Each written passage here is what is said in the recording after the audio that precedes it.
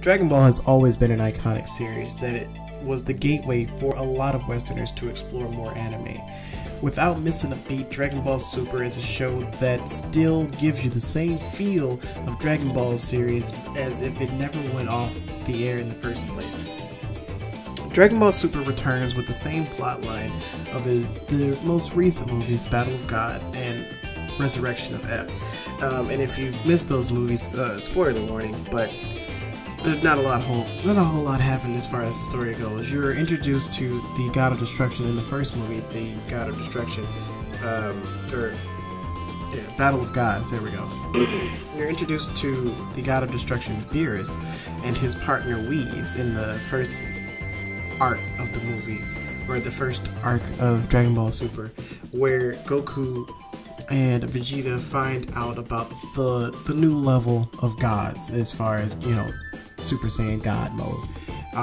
And then immediately after that, he is then opposed by Frieza, who's been resurrected by his team, and then he now comes back, decides he's going to train for the first time in his life, and is now on par with Goku and Vegeta's new Super Saiyan Blue version, or the longer version, Super Saiyan God Super Saiyan, which is just them going Super Saiyan while their bodies in Super Saiyan God mode.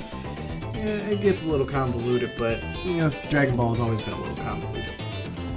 Moving from there is where the story starts to take its own little twist and pick up a bit. So from there, the Dragon Ball Super series goes into a more tournament arc, which is what Dragon Ball itself was always known for. The vast variety of people, the fights. That's what people want to see, are the fights with Dragon Ball. I mean, it's known as an action anime in the first place. The comedy here and there, it used to be cute, but now it's just a little annoying. The tournaments come in, and at that point is where Dragon Ball Super starts to really shine. You see a vast variety of characters, a bunch of different ways for them to fight and to show off their skills and things, and you feel that same urge of, can he beat this guy every step along the way? Or in this one, they start to dive into character development a lot more than I felt that they did in the previous two series, or two canon series of Dragon Ball and Dragon Ball Z. Taking that a step further, the very next arc after the tournament arc is an arc where I feel can be skipped. It added nothing to the story except to introduce a second form. Yeah, it did nothing. It did absolutely nothing for the story. But to answer the question that I'm sure you're all here to see, is Dragon Ball Super worth my time? And the answer is,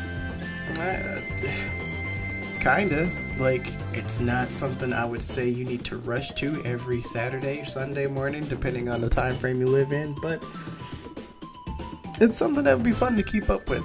Maybe a day or two later once you're done watching whatever else is entertaining on the TV right now. Dragon Ball Super itself is not, painstakingly amazing, but it's good. It is a satisfying or refreshing look at an old series. That's my take on Dragon Ball Super. I'm Bankai Mike, and I'll catch you guys next time. Peace.